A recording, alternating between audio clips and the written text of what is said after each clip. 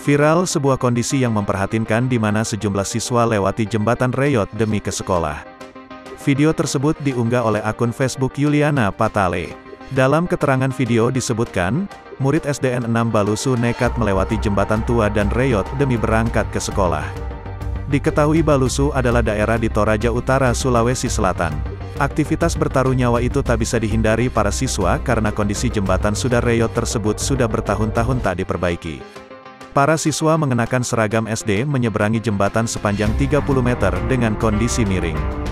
Menurut Camat Balusu Turut Leo, pihaknya telah merencanakan perbaikan jembatan tersebut.